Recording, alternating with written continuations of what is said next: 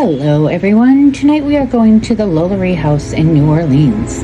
Madame Lalaurie was born into a prominent and well-known family on March 19, 1787. In 1825, after two failed marriages, she married Dr. Leonard Lalaurie and moved into the mansion on Royal Street 6 years later. Soon after moving in, rumors began to circulate about mistreated slaves. Anyone who asked to be let in was denied access. One neighbor witnessed a young slave running away from Lalaurie, who was chasing her with a whip. The slave ran to the top of the building and jumped off. Her body is supposedly buried in the courtyard. And then the fire broke out. Madame Lalaurie would host elaborate parties, at which time all slaves would be on their best behavior.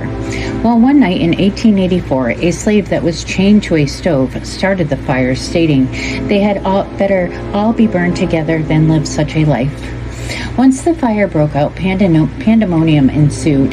People were running out and firefighters were running in. Afraid of being caught, Lalaurie desperately attempted to stop them, but to no avail.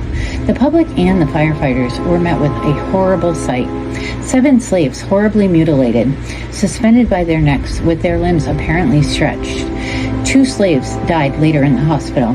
Lalaurie was met with an angry mob, fleeing the property by horse and carriage and living her days out in France. True, it seems like it could be. All the reports basically the same account of happenings, which would make Madame Lalaurie an evil, evil person. The interesting thing here is that there is no mention of Dr. Lalaurie. Surely he had to have known what was going on here. Now, is it haunted? With a gruesome history as this, I would say yes. Previous owners included Nicolas Cage, who said he purchased the property to write a horror movie. He did not get far with that.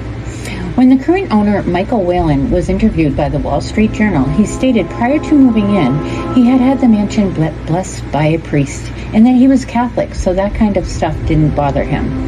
Considering he is a film collaborator, I am sure he has seen American Horror Story's 3rd season, Coven, based on the very mansion he owns. I'll see you guys next time.